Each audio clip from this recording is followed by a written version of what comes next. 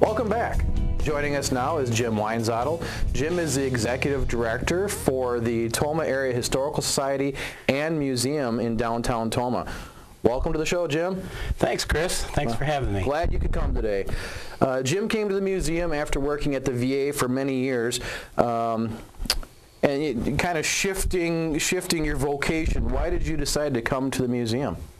Well, I was on the board of directors at the museum while I was working at the VA, and in addition to my usual job of supply officer, I was chairman of the Historical Archives Committee for 10 years. Okay. And the VA has a rich history, as you know, with the Indian School starting in 1892, and the Army Air Force school was there during World War II. It was a radio school or something? It was a radio school. Okay. And then the VA took it over after the war in 1947.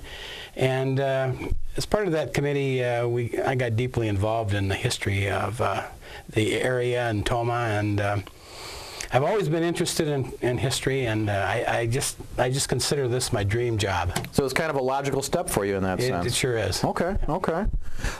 Give us a brief history about the museum. Where is it located, and how long has the museum been there? The museum is located at 1112 Superior Avenue, okay, right in the middle of Tomah. It was started by Joyce and Frosty Maids. Joyce and Frosty Maids. Here's a picture of Joyce and Frosty. Joyce had a women's dress shop there called the Clothes Post. And when she retired in 1997, it had always been her dream to have a museum in Tomah. And she got together like-minded folks in the community, and they established a nonprofit organization, 501(c), and got donations and loans of different artifacts from the Tomah area, and they had enough for a museum. They started it, and it's just been growing and growing every year. The rest is history. Yes. Joyce passed away a few years ago, and Frosty just passed away this last January at age 92. He was our current president at that time. And he himself had a lot of history. He was a D-Day veteran from World War II. So what is the mission of the Historical Society? What do you think the overall mission is? What's the purpose? Well, the mission really is to collect and preserve the records of the Tomah's early history through objects and records. Okay. In agriculture, area Indians, early residents, military history, railroading history. There's a lot mixed up in this little area, isn't there? Yeah, there sure is. Yeah. And taking those collections, identifying them, recording them, and displaying them for the enjoyment of our visitors. Nice. Now, why is it important for a city of Tomah's size or like Tomah to have a historical society? Well, preserving our past is important, preserving those records for future generations. And that's good, because if you look at the many things like Jim just mentioned that Tomah is known for, you know, currently people know Tomah, hey, it's a place for cranberries, Amish, or it's where the interstate splits. But you look back at that long history, there is a lot that's happened from the founding of the community up to modern day times.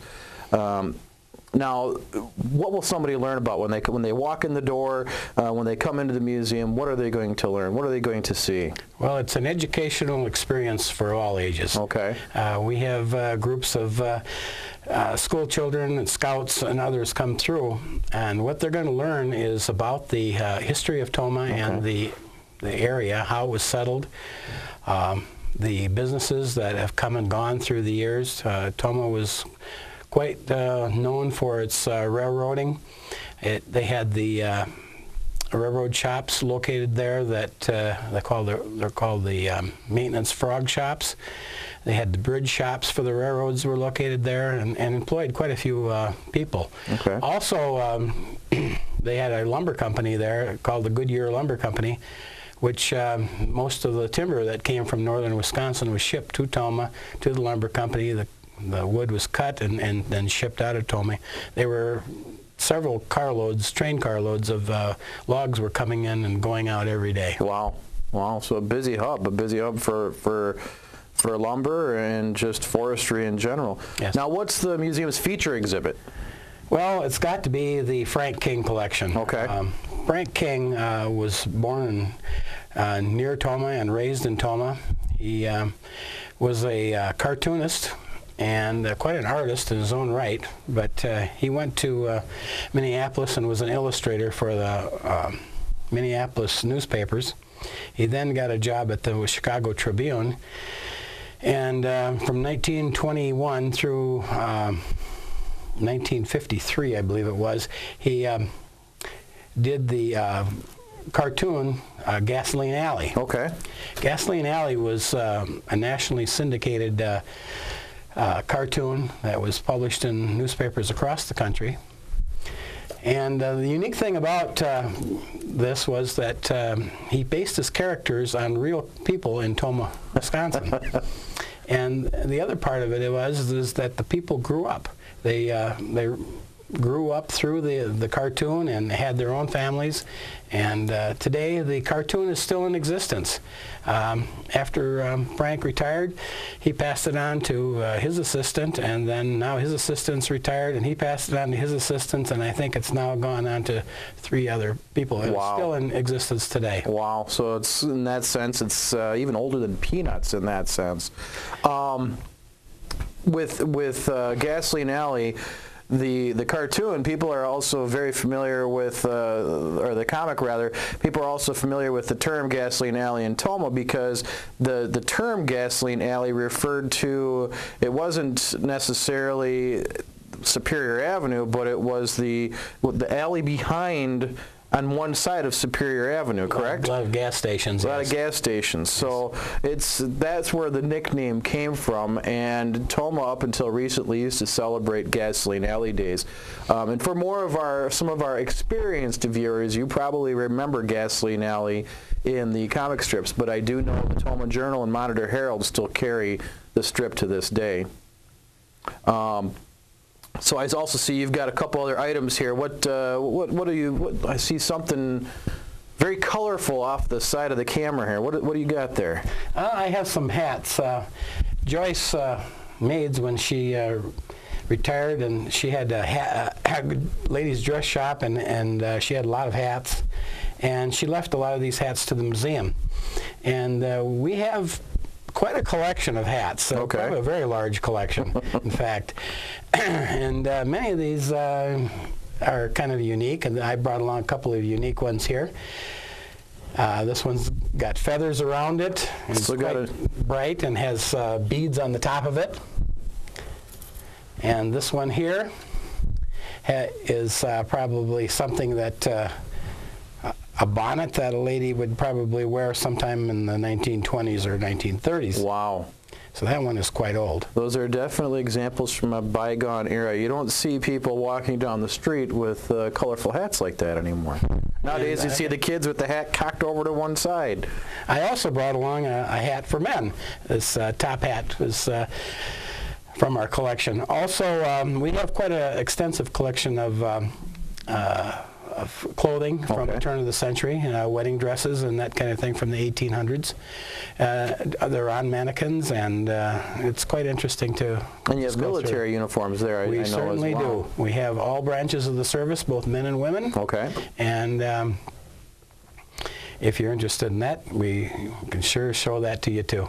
And again, Tomah does have a very rich history with military, all branches of service, including Navy and Coast Guard. Believe it or not, and stuck in the middle of Wisconsin, landlocked.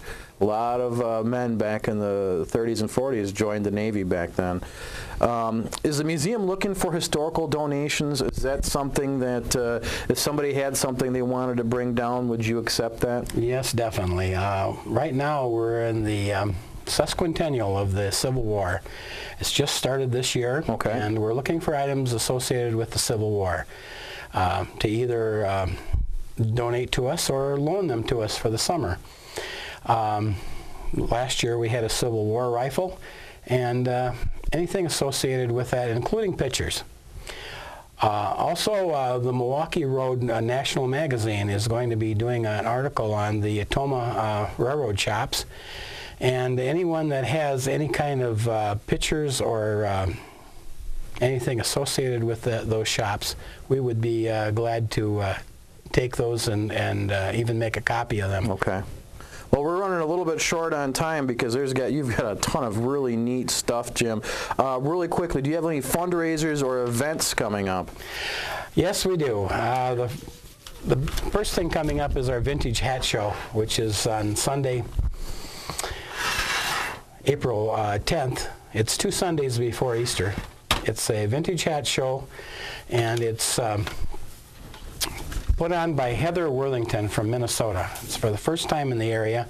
She will be bringing her hat collection and showing it at the Cranberry Lodge at 2 o'clock p.m. The charge is $6 and includes coffee and tea and a dessert.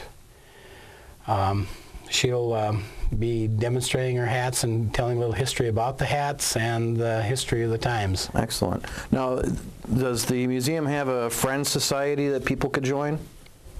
Yes, we have a memberships. Okay. Memberships are $7 a person, $12 for a family. That's for a year? That's for a year. Wow. $25 for a business. Okay. And we have memberships with people all across the country. Good.